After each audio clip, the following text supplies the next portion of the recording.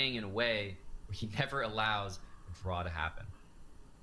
And these moves did happen on the board after king takes f3. Look at the evil bar. Black has just grabbed the pawn, but apparently it's no good for them because now the rook is going to kick the king out, and then white is gonna focus on the b7. Real chances for Arjun to strike back and get a win and even the score, and then we would have a second Armageddon. That is definitely something we're here for.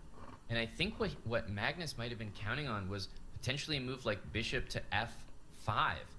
Not right now, but I think he was maybe looking at c6 with e2 coming. Instead, bishop f5 is not going to be the way to play anymore because you're not going to have time to push e2. So Magnus is realizing his aggressive king placement, he now probably has to retreat. And then what's stopping just c6 and that pass pawn from rolling? Magnus is shaking his head. Are we going to see Arjun magic again? No. That would be insane. Everything is protected. White is so passive and yet so strong because Black has no way to break through with this pawn on a3, with this king on g3, with this rook on h1 and the bishop. All 4 pieces in the opponent's territory. Man, what else do you need? Amazing, amazing, and he's done it. Chen Ji has beaten Magnus in that game. The pawn was going to queen with a check to Magnus. Is really tough for the pieces to handle. You know, we definitely want evaluation really going in Artemyev's favor. Remember, this is Armageddon, people, which means that one to jump to right away, but he's got a rook for a bishop here, and he's just putting on, you know, that clinic, the squeeze. He can close out this match right here, but we have players being eliminated from the competition. Remember, even if Arjun loses to Magnus here, he only goes to loser's bracket. We have Armageddon games in progress where people are about to leave the competition. So where would you like to go, Dina? We definitely have to go back to one of the Armageddon games. Well, we just take a look at Nepomniachtchi and Artemyev. Let's jump in the right strategy. Okay, so it's equal with Hikaru, I believe, having the white pieces, but we'll see in this last game whether we're going to get, hoping for the move d5, even chances here based on that, just structurally. Bad night. Yeah, if only Ali Reza could put the queen back on c. Have not moved, and then we've got connected pawns on the outside of the board. Arjun was kind of going quickly. Let's see if he can turn this into something, because you know what? Arjun is the position even. Yep. Now it's just it's not about material anymore. It's about the quality of the passed pawns. d6 looks very scary, but the pawn on a3 is backed up by the rook. The queen's involved as well. Even though it says equal here, I'm very intrigued by this game. Shall we go back to the bird's eye view to make sure we don't lose track of the Magnus position, because we want to see whether Arjun has generated winning chances. Unfortunately, a draw is, I believe it, Magnus shaking his head. We are seeing Armageddons in both matches in the com. Lo-Fi Girl is the perfect YouTube channel for chill music to... Who won Hikaru versus Alireza? Still don't know. Hikaru just want to see it. Oh.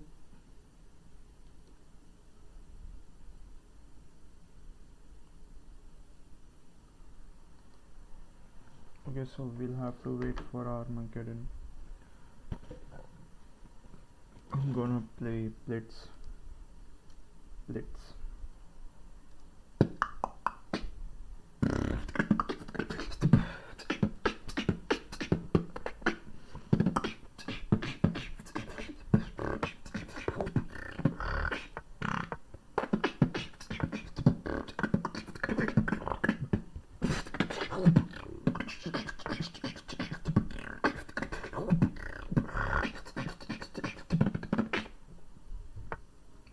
Okay, let's focus.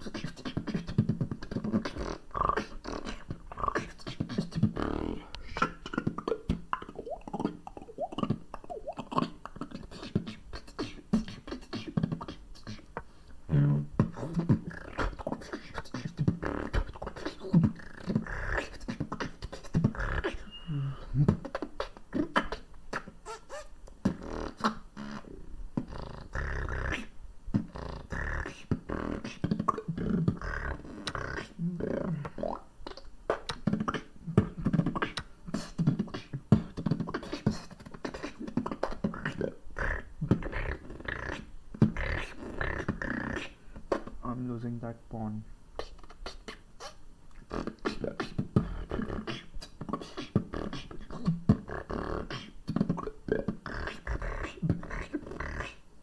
Oh wait, it's my turn.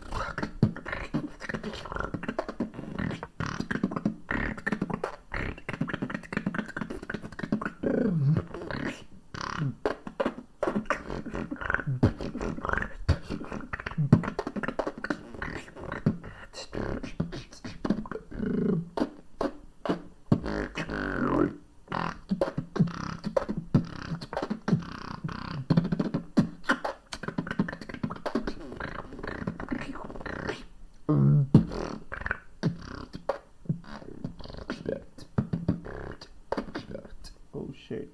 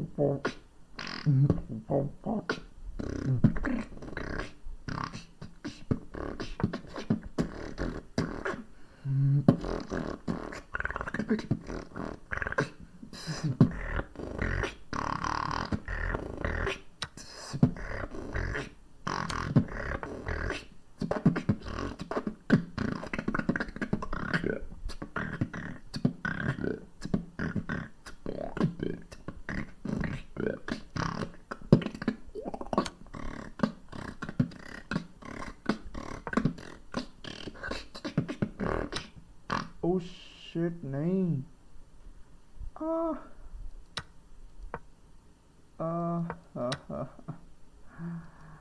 Back to 700 after like 4-5 months.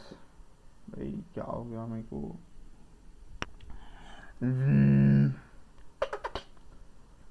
Now we'll have to cross 120 elos to get back to my old rating.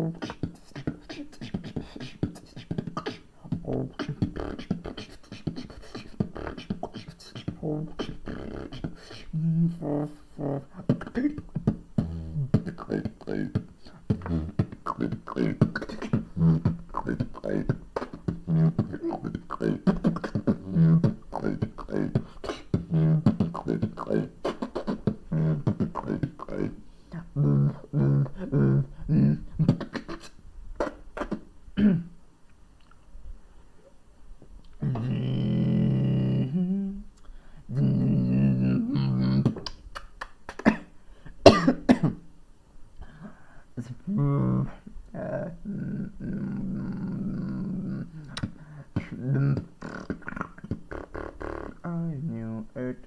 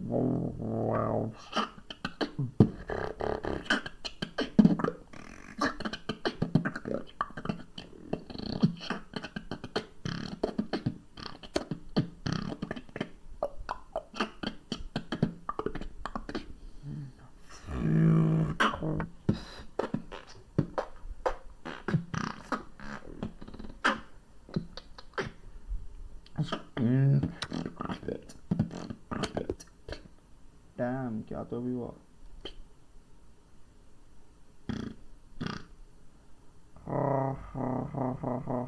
I should quit chess. मेरा last chess का stream है. 7 live streams this year, putting himself in a position he shouldn't be in. Yeah, and the king h2 is just walking out of the check. Now the e pawn is gonna go to e5. Honestly, it looks like the worst is behind and Magnus has stabilized, and that's what he needs, because once again a draw is good for him. Whoa, g5. I love that. The idea is that you cannot capture the pawn because you attack the bishop and the king, and that would be a check. Tremendous check, losing the bishop. Of course, g5, bishop d2 was played, and now Magnus is going ambitious. Well, you kind of need to be. Look, Magnus is taking that advice to heart. He's absolutely going for it here, and all he needs is a draw. This is getting really spicy here. The bishop goes back to d2. We see e5 played. We have a few more moves in this game, but you know what?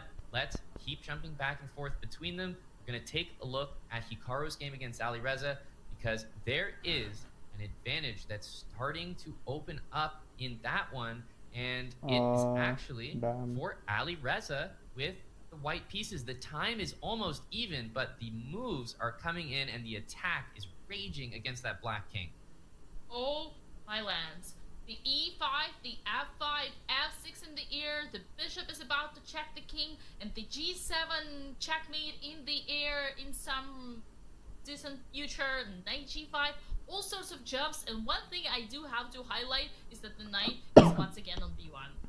Yeah, and here's the thing. If Hikaru has draw odds, this is not the position that you want. Like, congratulations, if it's a draw, you're fine, but look at this position. I mean, if this ends up in a draw, that's a masterclass on defense from Hikaru Nakamura. Alireza has an attacking mindset. Look at those two bishops aimed exactly where they need to be. F6, first move that comes to mind here. It loosens up the pawn structure. First move that I would consider. Oh, no. And the rook on g8, attacking g7 pawn, that's very interesting. But what about f6? Sooner or later, just destroying that pawn structure and taking the pawn on h6 and the queen on h3. I mean, if Alireza can checkmate without the rook, without the knight, wouldn't that be one of the most beautiful games we've seen so far at the Chessable Masters? Truly, and in a great moment as well. Alireza, it's not about the time anymore. He doesn't care about that extra time that he has from having the white pieces. It's just all about punching this attack through.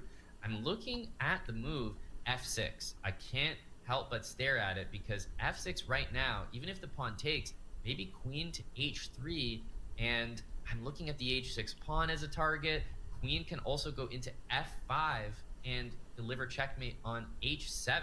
So this is looking like a position with full calculation necessary, and he, you can tell, is just locking in and calculating. Alireza possibly could end it right here. Yeah, let's just take a look. Something like queen h3 and rook g1 and knight takes... Oh. King only because of that nasty bishop d5 check. But yeah, h6 is loose here. Queen f5 also threatens mate. Bishop takes h6, and the game should be over. Oh. Over. This is exactly what I mean here. So we'll see if this f6 move gets played. To me, it looks incredibly tricky, but not chosen by Alireza. He probably couldn't get to the end of all those tricky calculations, and instead he was like, let's just go for this. But Dina, there's action everywhere. We're going all the way back to Magnus and Arjun, because the attack is raging here, but it's also going crazy on that board as well. We knew that this would happen. Look at the black king. It's in the middle of nowhere. How the heck did we get here? All right, let me just take you 2 moves back, because last time we saw this position was after h5. And then all these sorts of things happened. White is just opened up all the position on the queen side, which they were supposed to do because it's a queen side castle. But look at this pawn on b6 and the king on c6. I am speechless. insane. The king is on the run here. White's king looks fairly safe. Magnus only needs a draw, but remember, he needs a draw and he's got 2 minutes. He's still down to 3 minutes from the start of the game. In terms of an Armageddon perspective, I would probably say that Arjun has done a good job here, because if you have a time advantage of 3 minutes and it's 10-7, that's way different than 4 minutes to 1 minute, for example.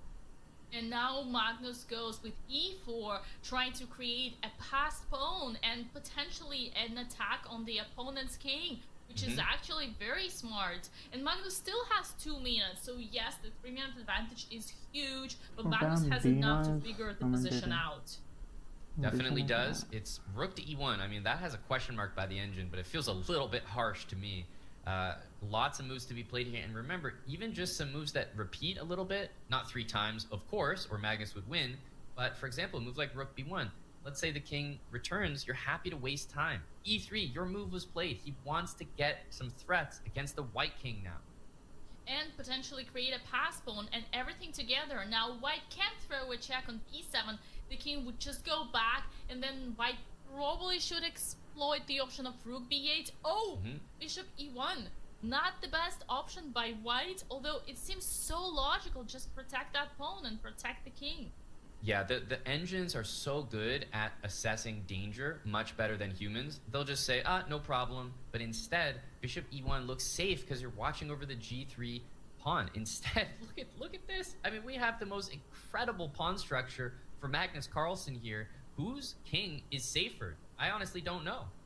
And we shall find out right after, because something is happening on Hikaru versus Ali Reza. There is so much action on both boards. You can't even keep up here. What the heck are we looking at here? Where was that attack? This is even the right move. Let's go back a few moves here. It seems that he's won the game, but what even is that?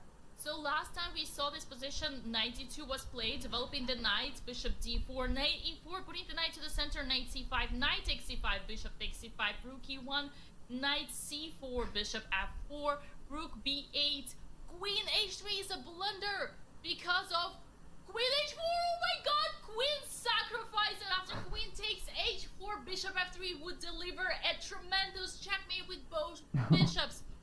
Oh my goodness. God. And that might be one of the nicest moves that I've almost ever seen, especially in a speed chess format. It looks like a DGT error. It looks like a move that you see and you're like, oh, there must be a mistake on the board. Like it's not right. It's not delivered correctly. That move is so special, and you can tell it just stunned Ali Reza. But you know what?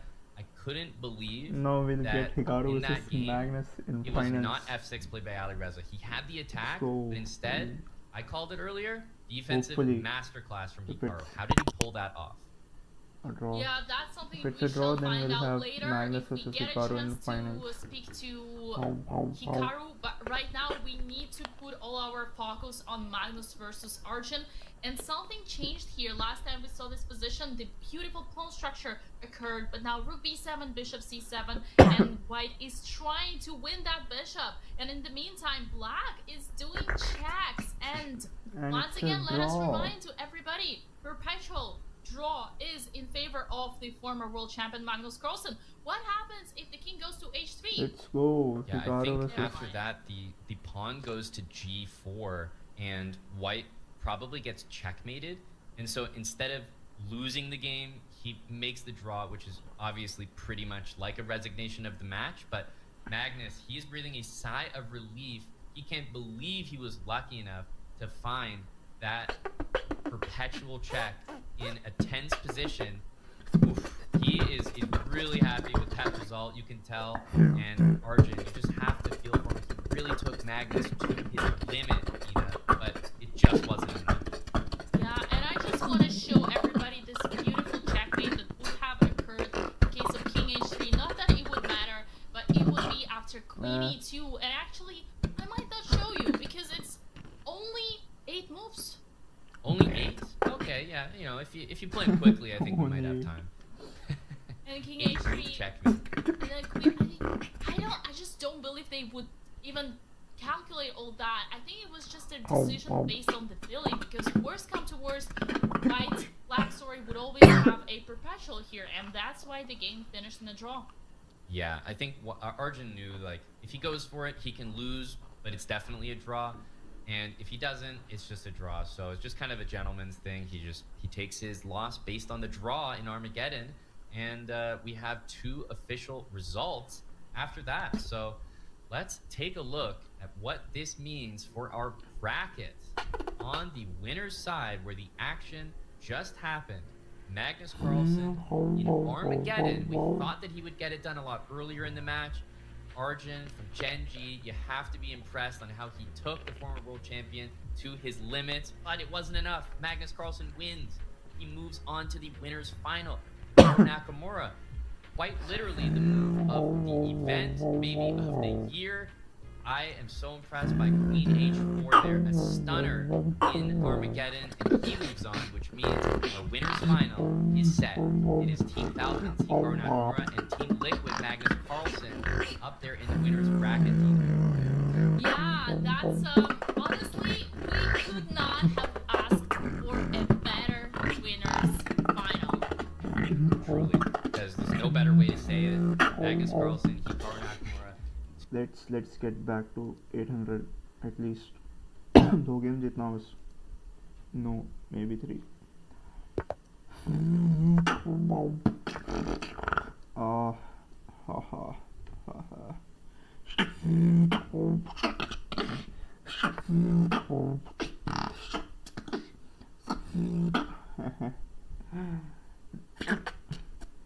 Why do I always get confused?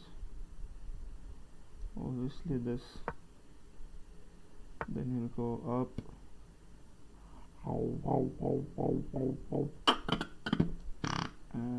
Let's play simple.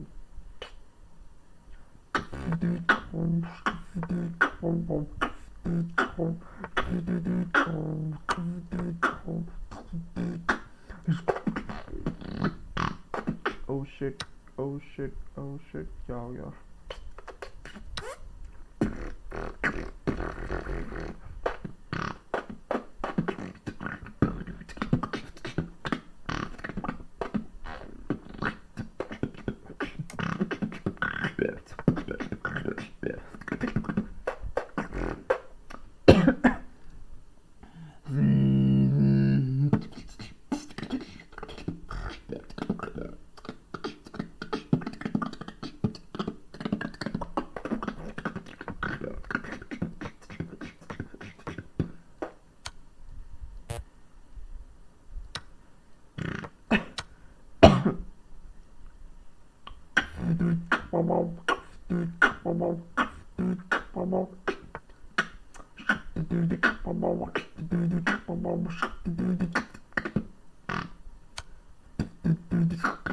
Nah.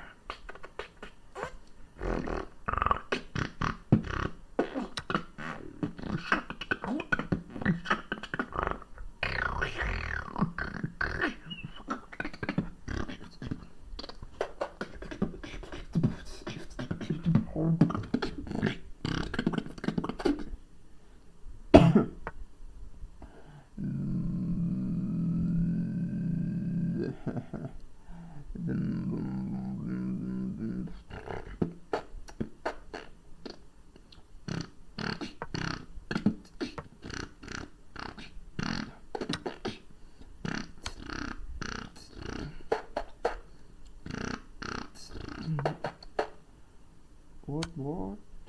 क्या तो भी हो रहा है?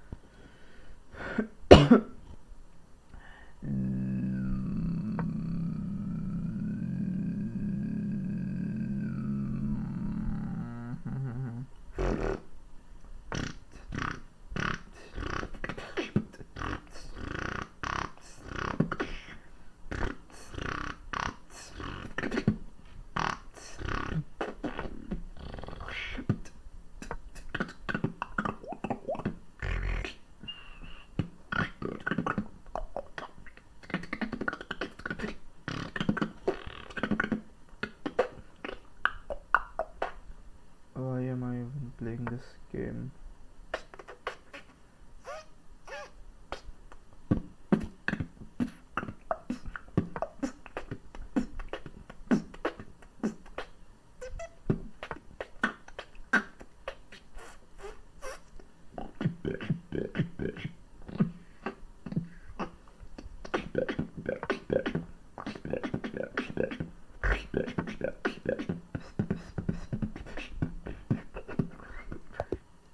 What?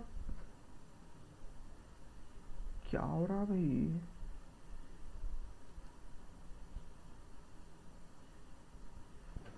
हाँ?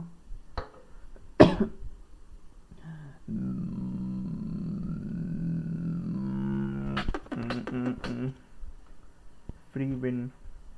Eh? Who cares? At least we are closer to 800.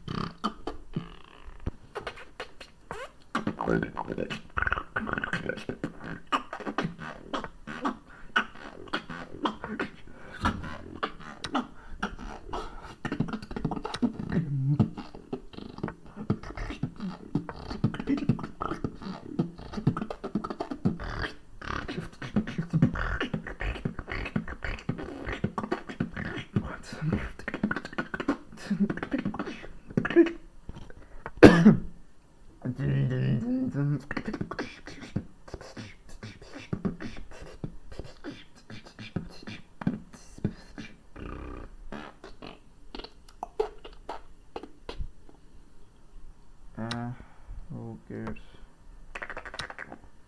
The fuck?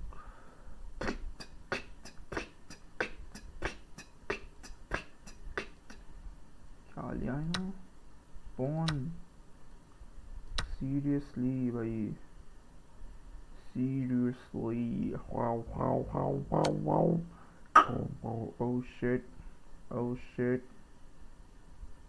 Oh shit. Oh shit. Nah.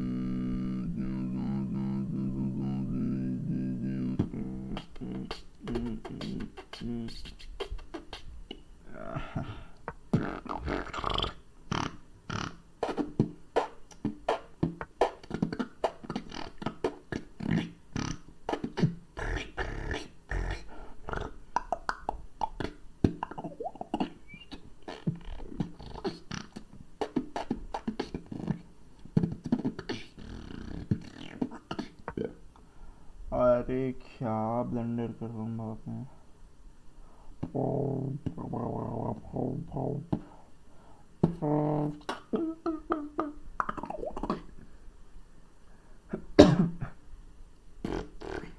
Bro, damn, he didn't even notice. Oh, oh, oh, oh, oh, oh, wow.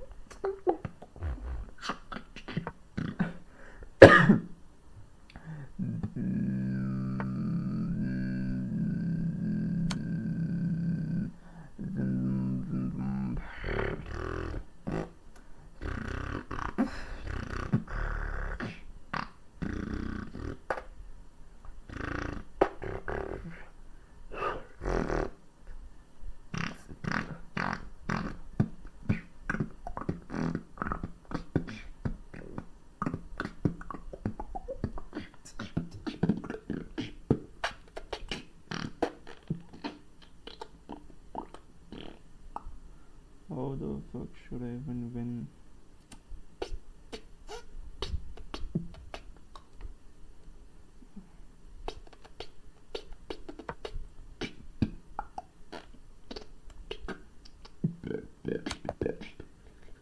Let's go, भाई, let's go. Back. क्या खेल कम बात है?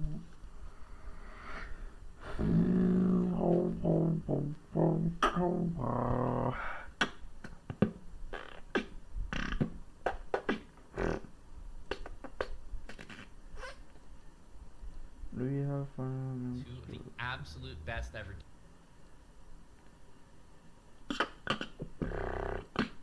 Just try to keep up with the final.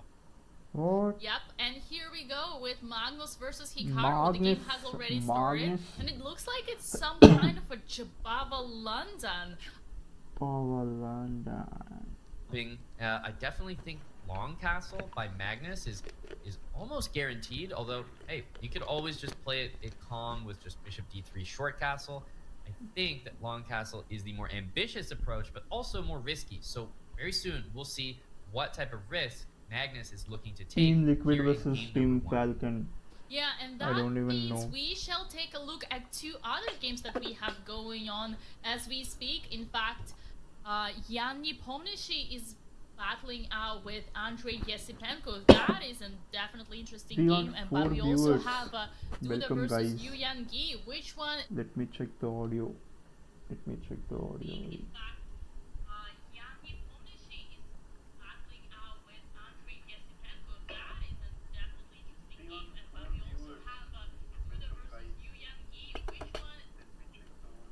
Okay, back to two viewers. Is calling your name, Aman. Well, let's jump to Yu Yang Yi against Jan Krzysztof Duda.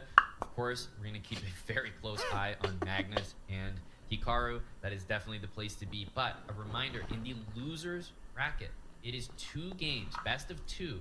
So these games actually are a little bit more important because you get off to a win, all of a sudden, you could just draw the next game and you knock out your opponent. The reason we want to jump right into this game, Dina, is I caught the move h4 happening, and immediately I think we're tuning in to a piece blunder from Jan Krzysztof Duda.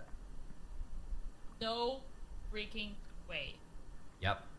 It's unbelievable, but yes, we just tuned in. If you want to go back a couple moves, we can just explain what happened there. The queen on g5 was guarding the knight on h5, was guarding the bishop on f5. And remember, this was a voluntary decision. Duda's position was completely 100% okay. He chose to play bishop f5. He walked in to, I hate to say an elementary tactic, but certainly one that is well below his caliber. He knows he can't be playing that way, and with elimination on the line, this is an incredibly big blunder. A simple deviation, as they say, distracting the king, distracting the queen from protecting the bishop. And as we see more moves coming in this game, frankly, I hate to say it, but we are no longer interested.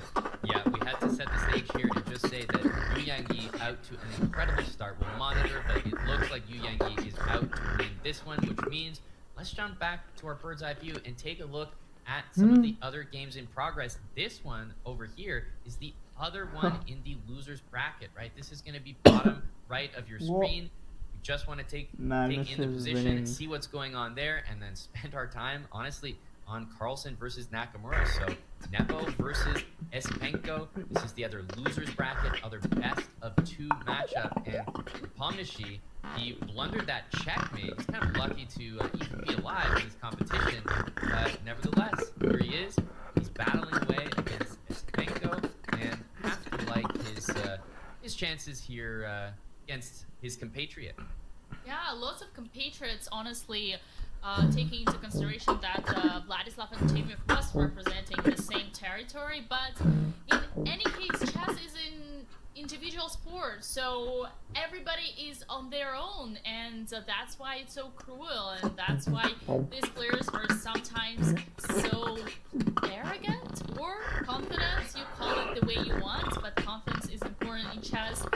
In any case, looking at the board, we have this bishop d6 attacking the knight on e5, and then potentially the rook is here as well. We have a very strong center from black with c5 and d5. That is probably about to be a little bit lighted up, and then we have this beautiful rook on b8 that is controlling the whole b file. Look at that, and you would say that black has an extra pawn island, but again, it is about piece activity, because with this king on b1, even though you say king belongs to the center of the board in the endgame, I feel like black is having a very comfortable play here.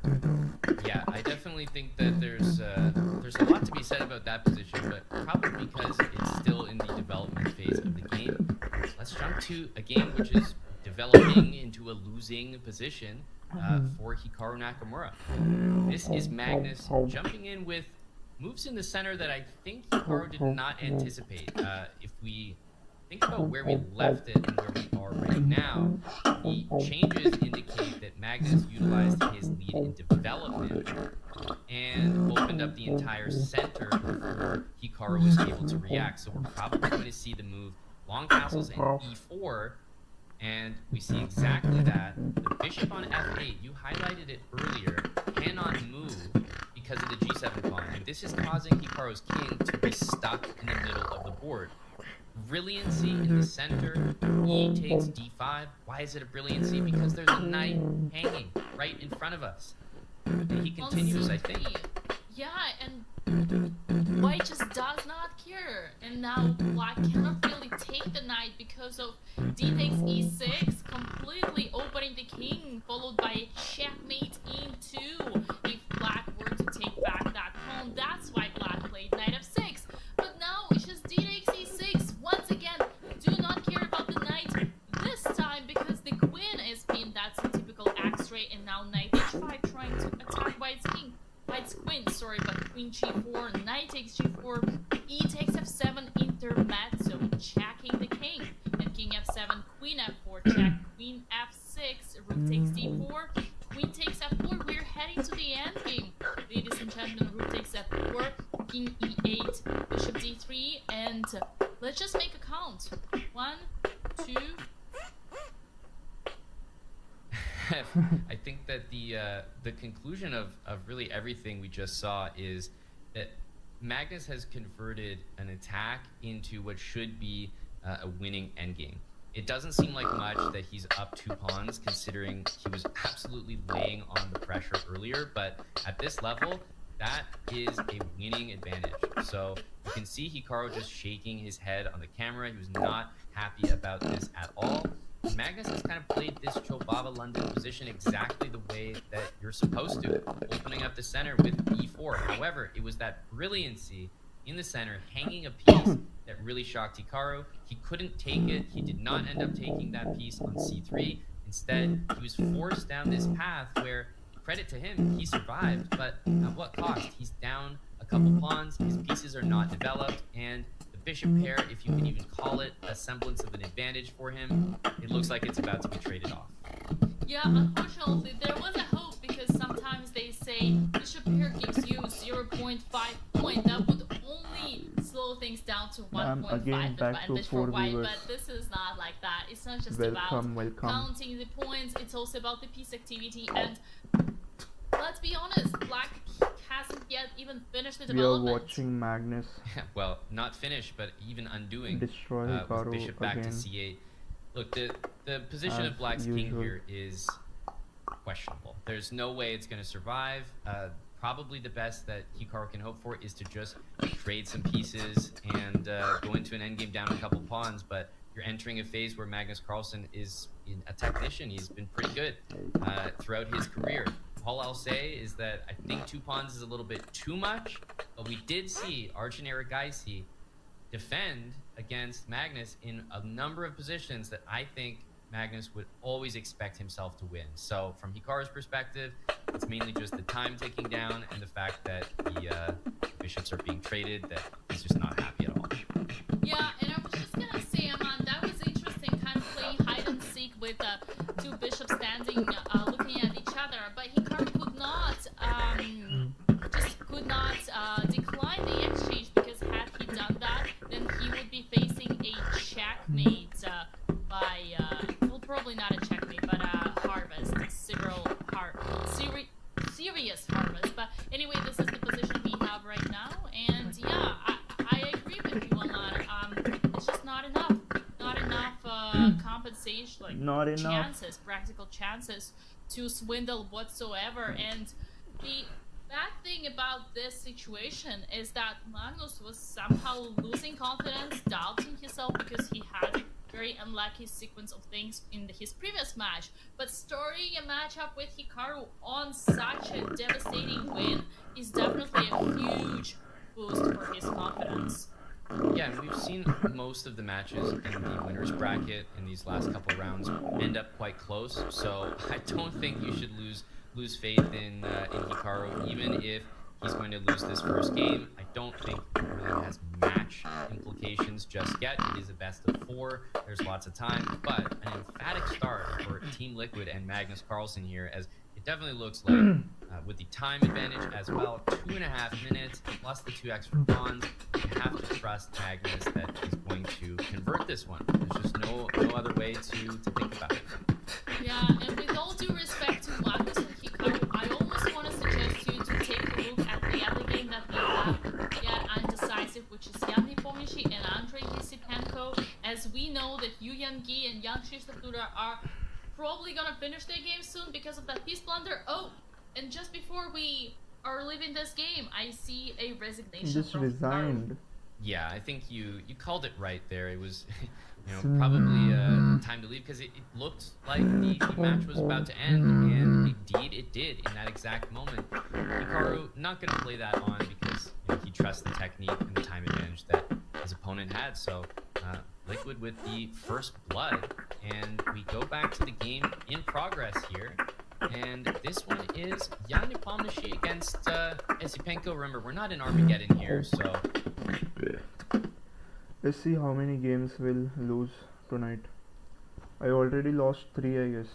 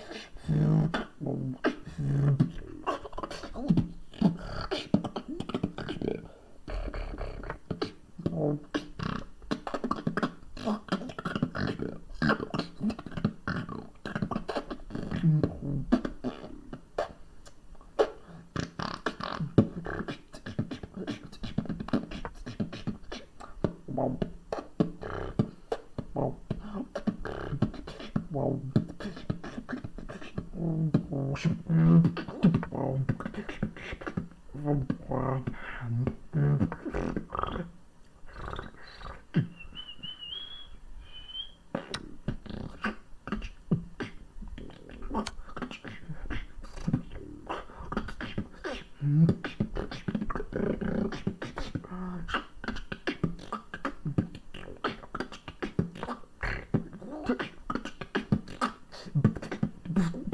shit, oh shit, oh shit. Wow.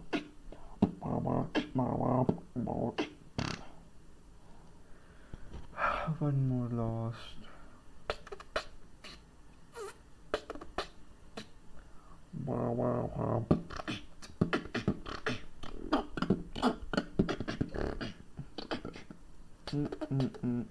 Draws are absolutely still on the table. Guys are gonna be on there and then spend our time, honestly, on Carlsen versus Nakamura. So compensation, like chance resigned. If you ever think about moving the bishop from f8, suddenly you drop the g7 pawn. So perhaps a little bit awkward getting developed here for Magnus. At the very least, he's going to have to answer a question or two. Yeah, and you might think that the d2 pawn is quite passive, but don't worry, it will go on d4 sooner or later, and probably no rush as we speak, because the bishop on b2 is very powerful. You almost do not want to hide that bishop. And then after knight f6 and rook c1, that's what we have on the board. Hikaru has a clear advantage in the development. Yeah, knight f6 was played for the very reason we just outlined, which is that the g7 pawn was attacked. It had to retreat in order to protect it, and immediately we start to see some, I don't want to call them opening problems already, but questions. Let's call them questions. Hikaru is saying rook c1, opening up the idea of maybe knight to a4, maybe bishop to a3, maybe pawn to d4. Just a little bit of pressure on that c5 pawn, and Hikaru is definitely looking like he's got his bread and butter type of opening position that he knows inside and out, so he's comfortable, and you can just tell. I even think I saw Hikaru Nakamura head bob. Yeah, and Magnus is in his very typical sleeping pose, which is actually Magnus' focus pose. Yeah. And then I just wanted to highlight that after bishop a3, imagine you just say, but what's the problem with c5? I'm just gonna defend with b6, but then you would have lots of pressure on the c file and the on the c file and the diagonal here with the bishop. So d4 would be in the air and lots of kind of overload. That's how I would call it. Sure, it didn't say it was a gourmet meal. E4 just been played. Look, he's definitely been shuffling the pieces around, and I would say maybe Magnus has ended up on top because, strangely, the rook on c7 will actually, I think, make it to d7, and suddenly it's a fantastic piece hitting the pawn in the center. It's really weird, but I've never seen, the rook developed in front of the queen like that too often, but I think we're seeing it here, and yeah, Magnus is probably happy. He's about to castle, and it looks like a symmetrical position where quality is the most likely outcome. Yeah, I've seen these very beautiful maneuvers of the rook left on rook a7 and then d7, but rook c8 to go to c7 and d7. That's definitely very creative and very powerful. And one more thing to notice, Aman, is that we are heading to our favorite pawn structure called the isolated pawn. The moment I say that, I see knight b5 and knight d4. Who knows, maybe Hikaru is just like us, not feeling comfortable with those IQP. Well, the first thing I'm looking at here is bishop takes the knight on f3. This is definitely a key moment here because there's pawn to e5 to follow. So I'm wondering with that rook on d7, what's happening here? Bishop takes f3 and pawn to e5. Seems like okay. We have bishop coming to maybe c6. Oh yeah, bishop c6, e5 is somewhat. Oh my god! Don't tell me. Don't tell me. Oh no. I'm sorry. We fell for. I mean, look. If that's what we're falling for, I guess I'm not too upset. That's pretty. That's pretty. That's beautiful. Sacking the entire queen, and that might be what these players are both calculating right now.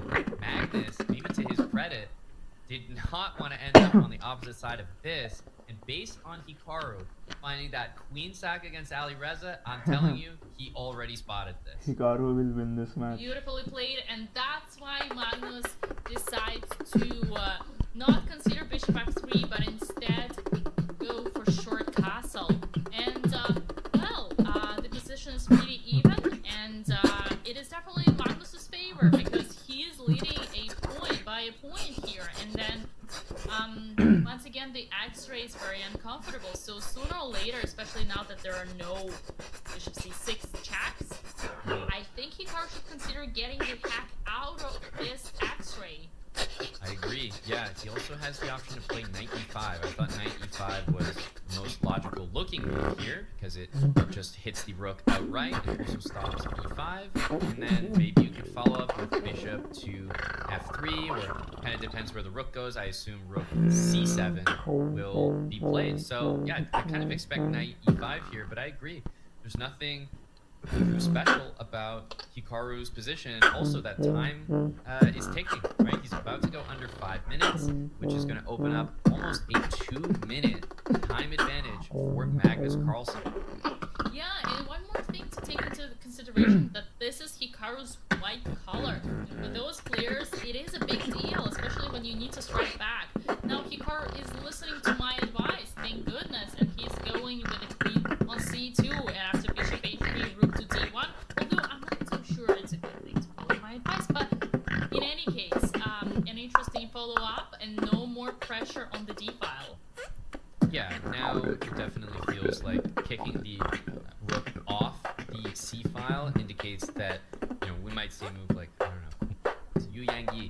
He must win his game, so he has to win with the white pieces bottom left of your screen, the purple board, and also, Pomishi Yasipenko, nobody's forced to do anything, but in the event that we get a decisive result, you win, you move on, you lose, you are knocked out.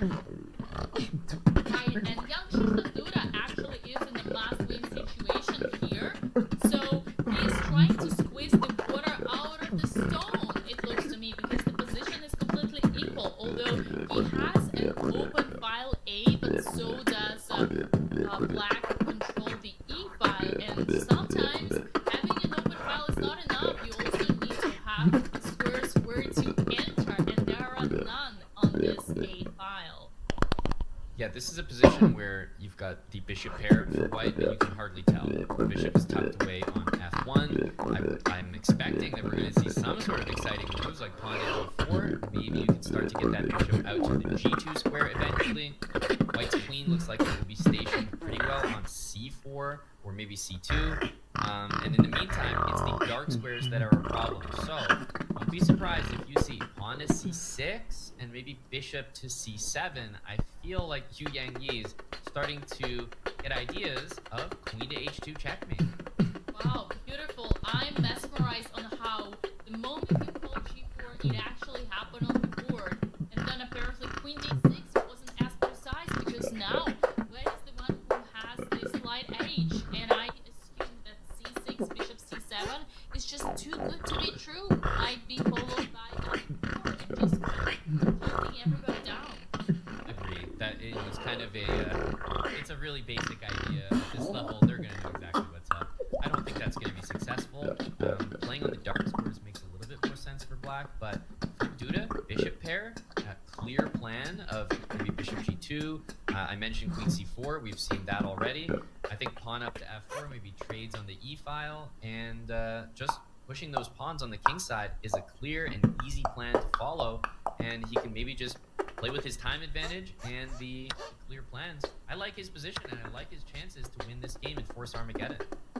Absolutely. And as Yu Yang-yi has still the entire 3 minutes to figure things out, we might make sure that we are not missing any action from the 2 big stars of this matchup. Thank God I didn't. Yeah, it looks to me just went for that glancing immediately. at the board in the bottom right that not too much is happening. You know, the evaluation is very, very close to the center of the board, which means it's about equal. Nepo has a massive time advantage. So let's go to Hikaru Nakamura and Magnus Carlsen. And in the event that the time scramble ensues in Nepo's game, you can definitely take a look at that. Always entertaining. But I think this is the place to be right now, as 2 bishops for Hikaru is nothing to laugh at. I think he's done a good job in the last couple moves.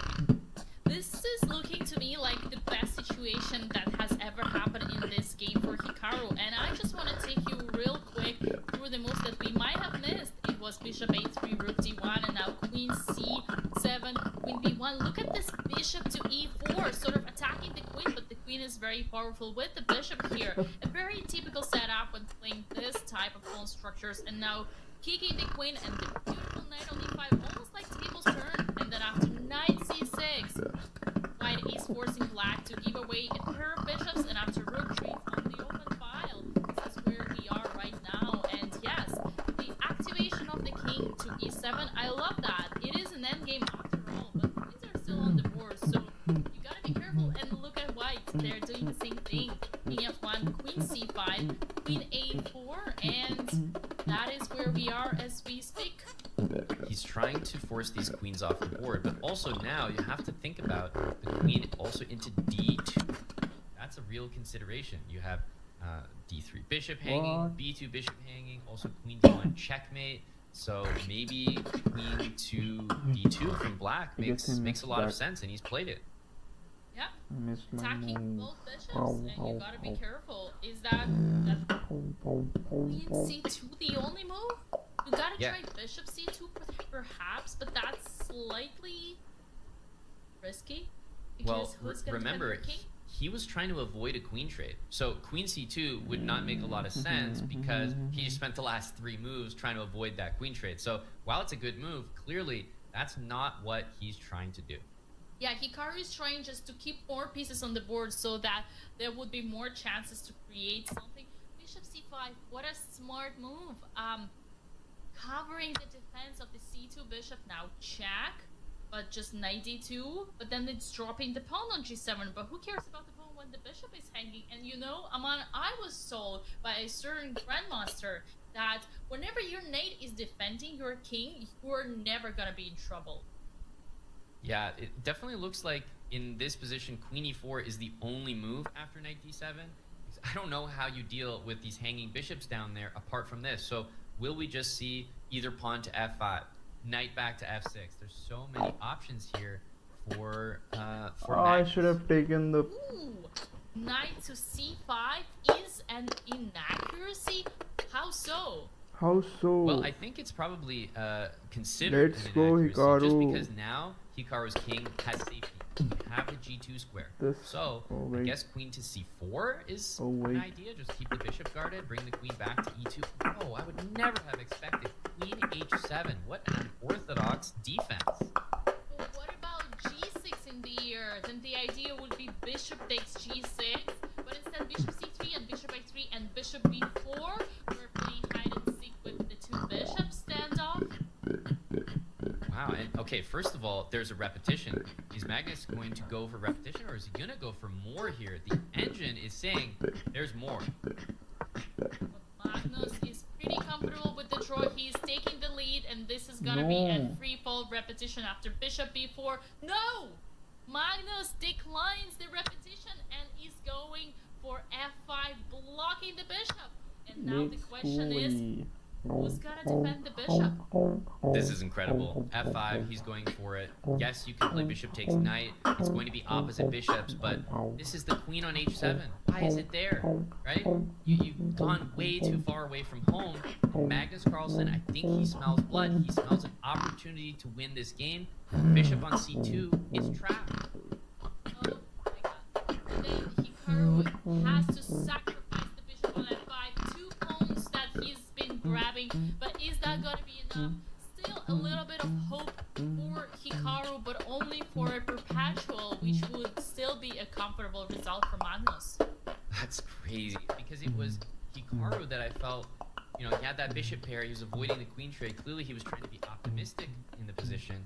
But his optimism went a little bit too far, and now Magnus is safeguarding the king, tucking it away on h7. He's got the extra piece. Obviously, it's for 2 pawns, but still, this looks like Magnus could jump out to a 2-0 lead over Hikaru Nakamura in the winning bracket.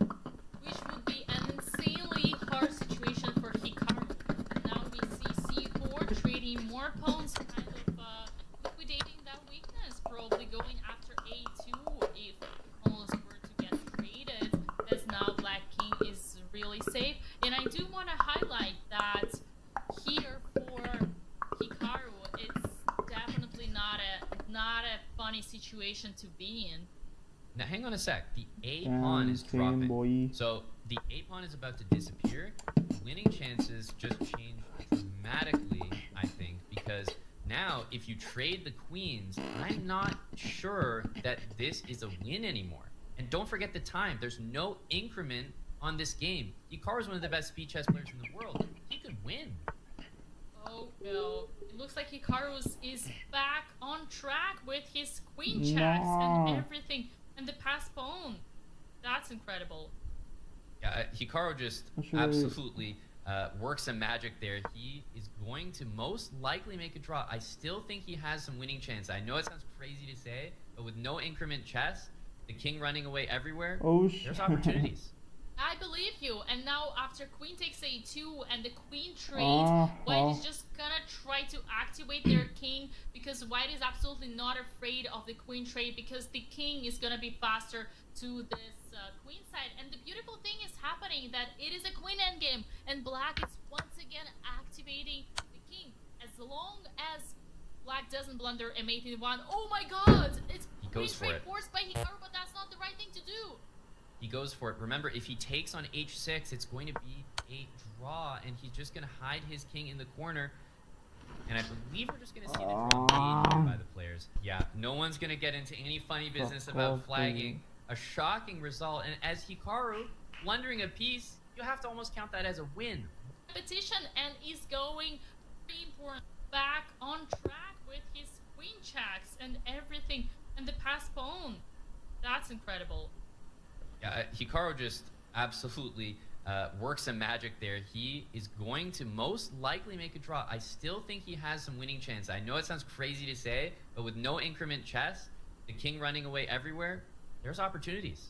I believe you. And now after queen takes a2 and the queen trade, White is just gonna try to activate their king, because White is absolutely not afraid of the queen trade, because the king is gonna be faster to this queen side. And the beautiful thing is happening that it is a queen endgame, and Black is once again activating the king. As long as Black doesn't blunder m8 in 1. Oh my god! It's queen trade forced by Hikaru, but that's not the right thing to do. He goes for it. Remember, if he takes on h6, it's going to be a draw, and he's just going to hide his king in the corner. And I believe we're just going to see the draw made here by the players. Yeah, no one's going to get into any funny business about flagging. A shocking result, and as Hikaru blundering a piece, you have to almost count that as a win. What a defense.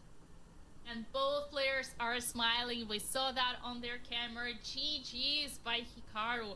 Well played. What a comeback. Very important. Remember, you gotta get into your opponent's head. And as we are making conclusions about this game, one more game hasn't finished yet.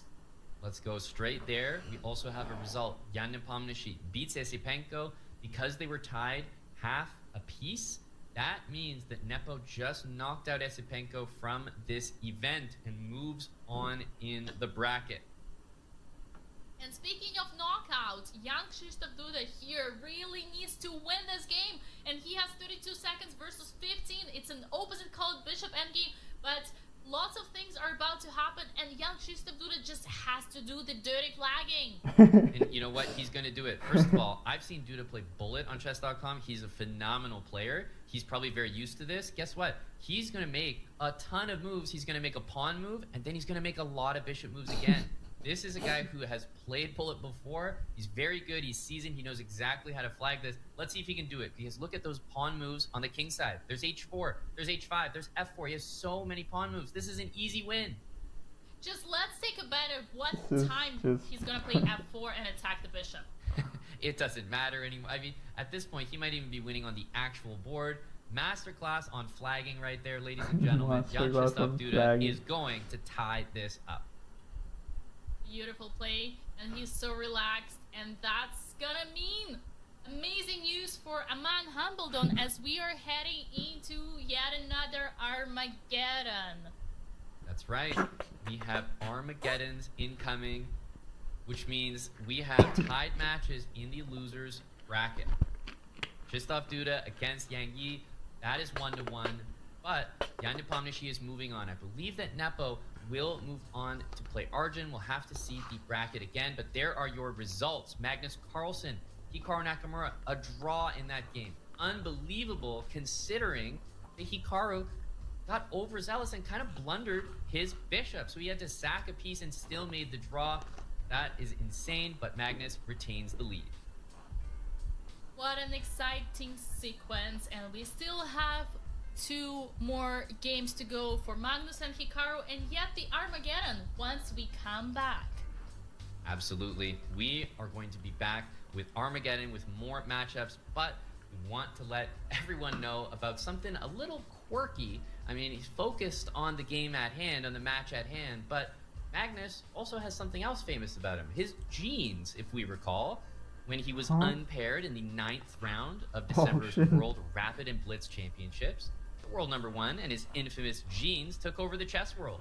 Now, he's actually putting them up for auction, and all proceeds are going to the Big Brothers Big Sisters charity to support youth mentorship at chess clinics, community events, and beyond, which will enrich the lives of young people through the game of chess. The auction is running this week, so if you want to claim this iconic piece of chess history, you can head over to the Genes auction on go.chess.com/Genes auction, or use !auction in chat. Yes, I just read a CTA about auction.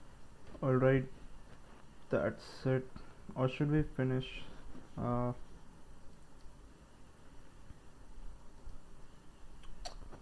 Let's just end the stream. I'm done. Thanks whoever joined the stream, even though they didn't chat it. Let's just end the stream. Bye. Bye.